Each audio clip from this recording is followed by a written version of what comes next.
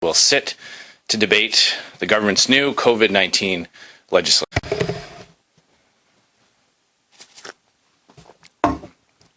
Good morning, everyone. Today, the House of Commons will sit to debate the government's new COVID-19 legislation. Conservatives support getting help to Canadians who are struggling. We have been proposing solutions to fix the wage subsidy since April. It is now the middle of July, and instead of implementing our changes to help businesses and workers, the Trudeau Liberals are making things worse. The Liberals' new wage subsidy is a complex web of rules and regulations that will trap businesses in paperwork and accounting fees, making it harder for them to get the help they need. This is further proof of the fact that Justin Trudeau has no plan to help Canadians get back on their feet or to restart our economy. Now, I plan to ask the Prime Minister about his lack of a plan today. I also plan to ask him about his $900 million scandal and ask him when he would be appearing at committee to testify. But instead of showing up to answer questions, as he said he would last week, he's taking a personal day today. He chose the date at which the House of Commons would convene, and he's not showing up for work today. Now, Justin Trudeau cannot hide from this scandal. He didn't make a mistake. He made a choice to hand almost $1 billion to a charity that has paid multiple members of his immediate family almost $300,000. An organization that employs immediate family members of the finance minister's family and that has close ties to the Liberal Party. This is the kind of scandal you would expect to hear in a corrupt country halfway across the globe, not in a G7 country like Canada. But given the Prime Minister's history, it's not really that surprising. Justin Trudeau est le seul Premier ministre de l'histoire du Canada à avoir été reconnu coupable d'infraction aux lois sur l'éthique. La première fois, parce qu'elle a accepté des vacances payées sur une île luxurieuse. La deuxième, parce qu'elle a usé de son pouvoir et de celui de son bureau pour contourner, miner la crédibilité et finalement discréditer l'ancien procureur général Jody Wilson-Raybould pendant le scandale de corruption SNC-Lavalin. Et maintenant, elle est sous enquête pour la troisième fois en 3 ans pour avoir récompensé un organisme qui a payé des membres de sa famille. The Trudeaus have appeared in, participated in, and financially benefited from dozens of we events since Justin Trudeau became Prime Minister. Each time, they were given a platform to promote their personal brand and the Liberal Party's policies. Now we know they also got paid. Meanwhile, we, the organization, has received multiple sole-sourced government contracts, the latest worth almost $1 billion. That raises serious questions about the Trudeau government's relationship with we. Almost $1 billion, no competition, no oversight, and no accountability. Sorry just isn't going to cut it. C'est pourquoi les conservateurs ont écrit à la commissaire de la GRC pour demander une enquête criminelle. Nous avons aussi écrit à la vérificatrice générale et à l'ombudsman de l'approvisionnement pour leur demander de faire enquête selon leurs mandats respectifs. Thanks to the hard work of Conservatives, 2 parliamentary committees are investigating. It should have been 3, but Liberal MPs on the Ethics Committee decided to help cover up Justin Trudeau's latest ethics violations and blocked a vote on Friday that would have launched further committee meetings. That is shameful, and I hope that they are held accountable by each one of their constituents in the next election. Justin Trudeau cannot be allowed to sweep this latest scandal under the rug. Just last week at the Finance Committee, we learned that we charity cabinet ministers lobbied cabinet ministers to adopt a proposal where before the Canada Student Service Grant was ever created. We also learned that we is not registered to lobby the government. Shortly after that, the Prime Minister personally announced the new program. We are told that we immediately, in fact, on the same day, submitted a revised proposal which Cabinet ultimately approved. That's not normal, and the government cannot use the pandemic as an excuse. Justin Trudeau utilise le pouvoir de son bureau pour s'enrichir, récompenser ses amis et faire taire les critiques. Les Canadiens ont de nombreuses questions sur le scandale de 900 millions de dollars de Justin Trudeau et ils méritent des réponses. Canadians deserve to know who suggested to we that they submit their original proposal, who told we about the announcement and what they would have to do to make their proposal fit the new parameters. Why was we the only organization considered? Did ministers know about the financial relationships between the Trudeau family, the Morneau family, and the we organization? Would that have changed their position on awarding the organization almost $1 billion contract? Do other ministers or their family members have financial relationships with We Charity? Why did the Prime Minister and the Finance Minister not recuse themselves from the Cabinet decision? Was the Prime Minister aware that red flags had been raised about We's financial dealings? Was he aware that We has amassed $43 million in real estate holdings in downtown Toronto? These are all questions that must be answered during the course of the many investigations. Le gouvernement Trudeau doit immédiatement remettre tous les documents relatifs à ce contrat.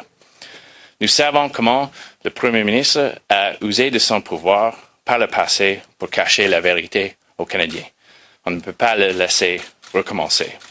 Les conservateurs ne vont pas arrêter tant que les Canadiens n'ont pas de réponse. Thank you very much. Happy to take your questions. We'll now take some questions, starting with questions on the phone. Quick reminder to reporter, one question, one follow-up. Nous allons maintenant prendre des questions, en commençant par des questions au téléphone. Un petit rappel, c'est une question suivie par journaliste. Opérateur, avons-nous une première question? Thank you, merci. Please press star one at this time if you have a question. S'il vous plaît, appuyez sur étoile 1 maintenant pour poser une question. Et la première question, the first question, is from Catherine Lévesque de la Presse canadienne. Please go ahead. La parole est à vous. Oui, bonjour, Monsieur Scheer. Je veux juste clarifier. Donc, le Parti conservateur n'appuiera pas le projet de loi C-20 aujourd'hui? Nous appuyons les mesures dans le projet de loi pour aider les personnes handicapées.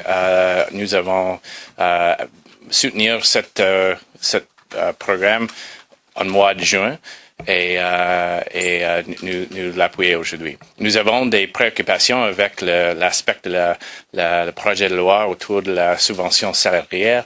C'est trop complexe. Vous avez besoin d'un degré en mathématiques pour comprendre tous les aspects de le programme pour la subvention salariale.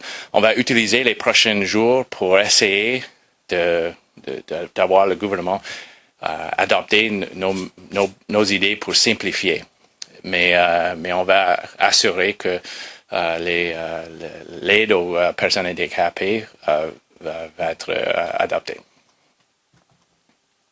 OK, donc c'est pas tout à fait clair si vous allez l'appuyer ou non, mais I'll just say that part in English. Yeah. So we have major concerns around the wage subsidy. We've highlighted ideas to make it simpler. You need a degree in mathematics to fully understand all the permutations and combinations that they've come up with. We need to get help out the door to businesses. There are many people who are not being able to go back to work because their businesses can't afford to pay the salaries as they reopen their places of work. We've called on the government to make those measures simpler.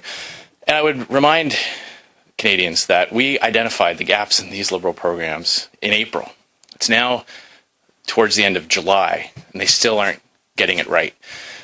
So we support the measures of the bill that will get help to people with disabilities. We supported that in June. We tried to get the government to fast-track the adoption of those programs in June.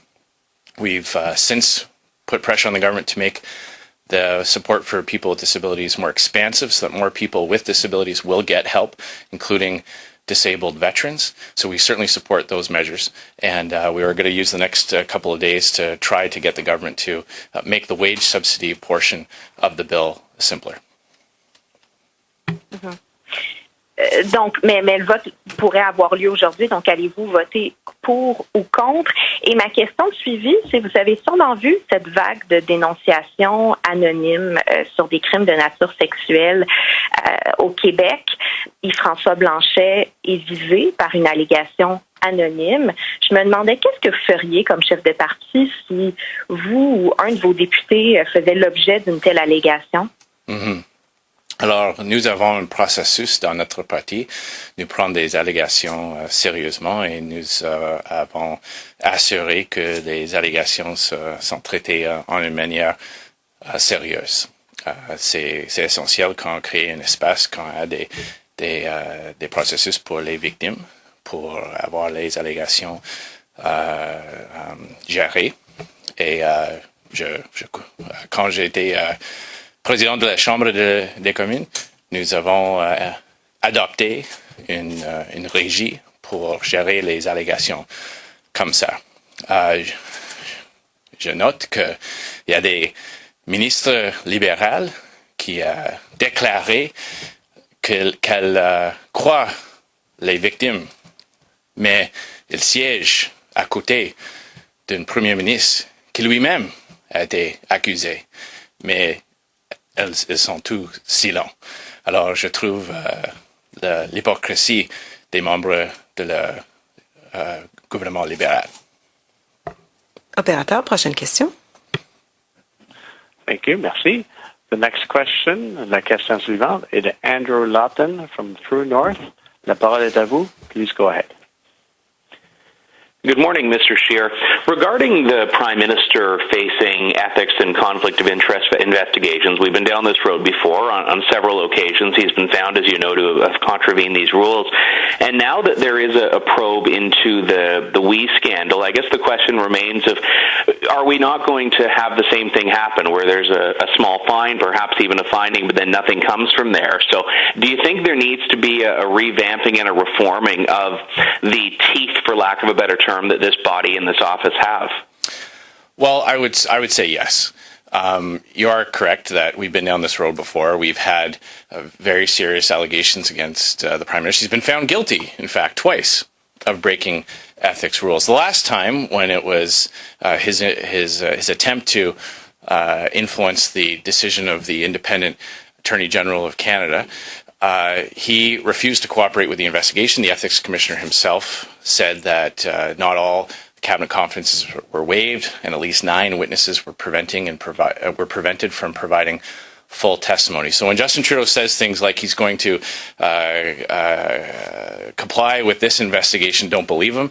He said he'd be here this week to answer questions in the House of Commons, and he's not showing up today. It used to be that being found guilty of an ethics violation was enough for ministers to resign. That obviously doesn't hold true in the Liberal Party of Canada. I would challenge Liberal members of Parliament to do the right thing. They received more seats. They won more seats in the last election. So that party has the right to govern in a minority parliament. But nothing says that they have to keep Justin Trudeau on as their leader. And as he goes down this road, as more and more information comes to light about his unethical behavior, each and every one of them has a choice to make as to whether or not they allow him to continue to lead their party despite the cloud hanging over his head. So if they allow him to continue, if they don't demand that he resign, then they are telling Canadians that they are comfortable with his corruption. So that will be a choice for Canadians to make in the next election. You're leaving that decision right now to the Liberals. It's currently an opposition-controlled House of Commons. You're the leader of the official opposition. Why not introduce a motion if you feel that there is such a lack of confidence for Justin Trudeau in the House? Well, as you know, we are in a unique period of time for our Parliament and for the country. I am continuing on as leader while the party selects a new leader. So the next leader will be able to make those types of decisions as to what they want the opposition, the official opposition, to do in the House of Commons. In the meantime, we're focused on getting programs improved for the benefit of Canadians to ensure that they get the help they need during this very difficult time. Operator, next question. Please press star 1 at this time if you have a question. S'il vous plaît, appuyez sur étoile 1 maintenant pour poser une question. There are no further questions. Oh, we do have a question from Marieke Walsh. Nous avons une question de Marieke Walsh du Globe and Mail. Please go ahead. La parole est à vous. Oh, I'm sorry. To do. Go ahead. Hi, it's Marika. I'm wondering what more your party plans to do if you're saying that the Prime Minister is hiding right now. What specifically can you do to push for more accountability on the We controversy? Well, unfortunately, the Trudeau Liberals have taken away a lot of the tools that the opposition normally has to hold them to account by eliminating parliamentary sittings in May and June. We lost the ability to have opposition day motions and questions on the order paper and things like that, the normal tools that opposition parties are given to ensure that governments are held accountable. We're going to use every tool at our disposal at the various committees where we've started these investigations. When we are able to do things like put forward motions in the House again, there have been instances in the past where the House has adopted motions to compel members of Parliament, including cabinet ministers, to testify at committee. So those are some of the things that we'll be looking at when we have those tools back at our disposal. In the meantime, we're going to appeal to Canadians to put pressure on Liberal members of Parliament to get them to do the right thing, to allow these committees to do their work. We saw last time with SNC-Lavalin when the hammer came down from the PMO, the Liberal MPs snapped to it and shut down all those investigations. Well, they can't do that now because they don't have a majority on committee. But as we saw last week, they can still shamefully filibuster and prevent testimony from being made so that Canadians can get the answers that they deserve. So we're going to continue to do everything we can at the committee level and continue to make our calls for the RCMP to investigate these very serious and troubling allegations. And what should happen to the actual program now? What should happen to $900 million?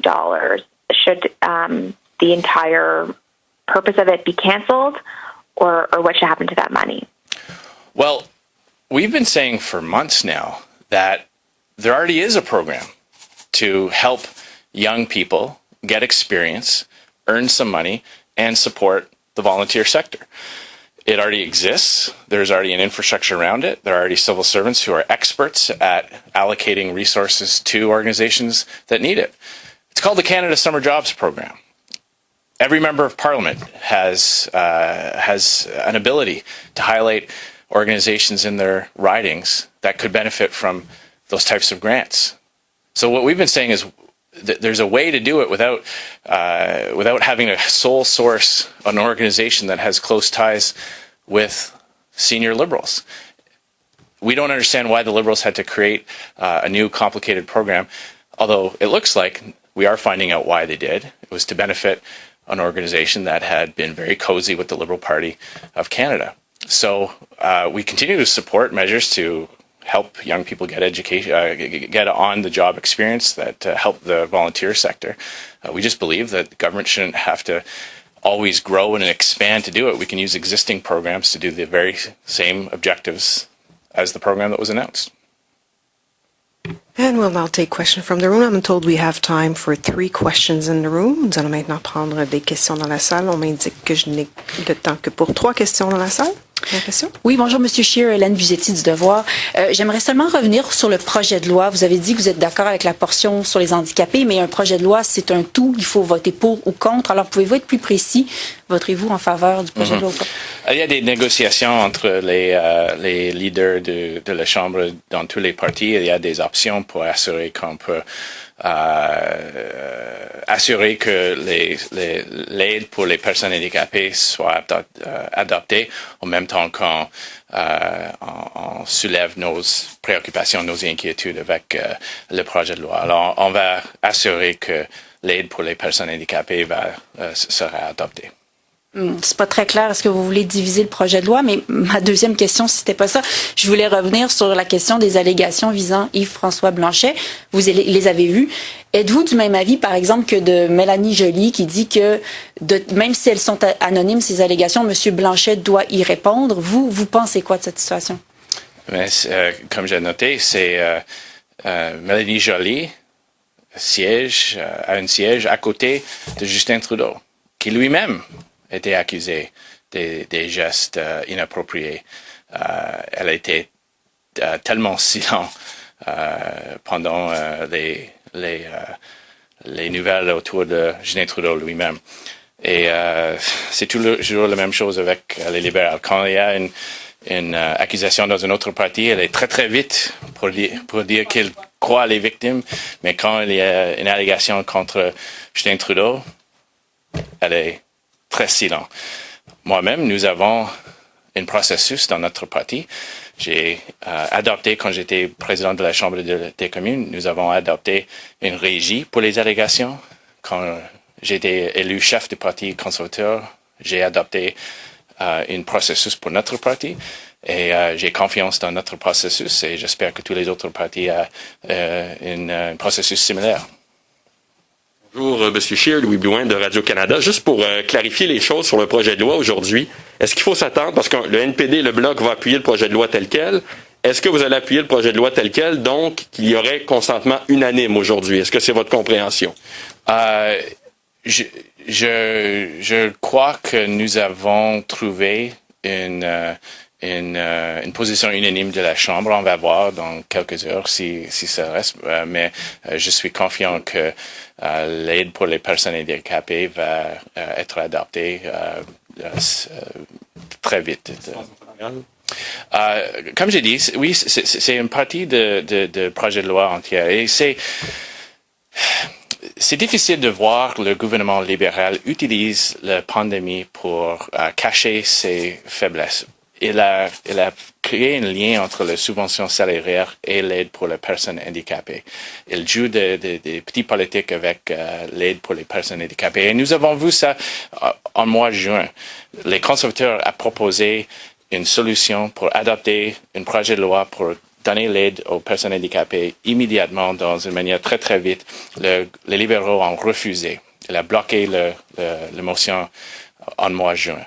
Alors, on va assurer pendant les prochains 2-3 jours que l'aide pour les personnes handicapées soit adoptée. Pour revenir sur M. Blanchet, est-ce que vous êtes rassuré par ces explications ou êtes-vous toujours inquiet? Avez-vous toujours des questions sur les allégations le concernant? Comme j'ai dit, nous avons un processus dans notre parti pour gérer les accusations comme ça. Et c'est à chaque parti et chaque membre de chaque caucus de déterminer si pour assurer que leur propre parti a un processus aussi. Et je dis encore que c'est hypocritique de voir les ministres libéraux très très vite déclarer qu'ils croient les victimes dans un cas, dans un autre parti, mais elles restent toujours silentes autour des allégations dans sa propre parti. Hi, Mr. Scheer. Rachel Haynes from CTV National News. I'd just like to go back to clearing up a few of the things that you're saying about today's bill. Are any of the wage subsidy changes going to be passing today? Because you keep saying that you're going to be working over the next few days to get the changes that you want to see. So how is that going to look like over the next few days? Are you going to ensure that House returns over the next couple of days? Mm-hmm. Well, the House is returning today at noon. Justin Trudeau picked today. He could have picked any day he liked. We tried to get this bill to support people with disabilities passed in June. Justin Trudeau refused. The Liberals blocked our unanimous consent motion. Then he picked today to come back to debate this bill and also to participate in question period. Then he decided to take a personal day. Well, it's completely unacceptable that he doesn't show up for work on the day that he chose.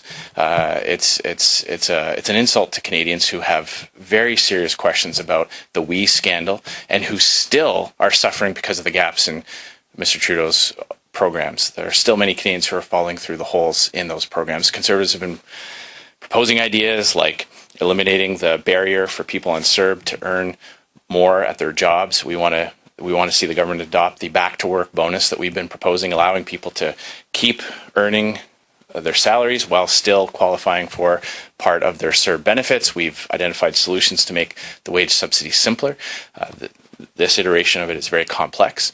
So, as I said, we will be ensuring there are conversations being held between the House leaders. I'm told that they are very constructive, and I'm confident that we're going to find a solution that allows Conservatives to highlight our concerns around the wage subsidy bill, or the wage subsidy components of the bill, while still ensuring that people with disabilities get the help they need. Oui. Il y a des conversations entre les House leaders de tous les partis et j'ai la confiance qu'on va trouver une solution qui va permettre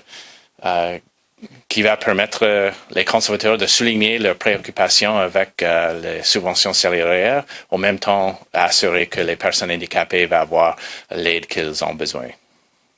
And I would just like to go back, though, to what the next couple days are going to look like when you say you're going to continue pushing the Liberals over the next few days. How exactly are you going to be doing that? And maybe you can add more to the conversations that you're having. And also, what specifically are the solutions that you're proposing to make the changes that you want to see to the wage subsidy? Mm-hmm. We're going to be using question period today and debate today to highlight the problems with the wage subsidies, the complexities therein. We've heard from the Canadian Federation of Independent Businesses. We've heard from our constituents who are saying that, what they need is a easy to access program. There are still companies that should qualify for the wage subsidy being told that they don't for very technical reasons. And now, instead of having a very simple set of phases or a scale of qualifications, they've come up with a very complicated formula. So specifically what we'd like to see is a simplification of this program, and our Shadow Minister for Finance will be outlining specific proposals throughout the day today, and we're hopeful that the government adopts them. They have adopted some of our ideas. For example, on the help for people with disabilities, we said back in June that it was too restrictive. Now it includes more people with disabilities, and it also includes veterans. That's thanks to the hard work of the Conservative caucus pushing on those concerns. We're hopeful that they will adopt our ideas on the CERB and on other things. For example, the rental subsidy. You still need to have experienced a catastrophic drop in revenue before you qualify for the rental program. There are many businesses that have lost 30, 40, 50% of their revenue who still don't qualify. So we are hopeful that they will adopt our programs, our ideas to fix their programs. But here we are in the end of July. And remember, Justin Trudeau said in March that he was going to design these programs quickly and then fix them as time went on. Well, Canadians are going through these difficulties in real time. And Justin Trudeau is so slow to fix the problems with his programs, even though other opposition parties have not only identified them, but actually provided the solutions for them. We've actually written out what amendments could look like to fix these programs, and they still won't adopt them. It's very, very frustrating. Rented last question.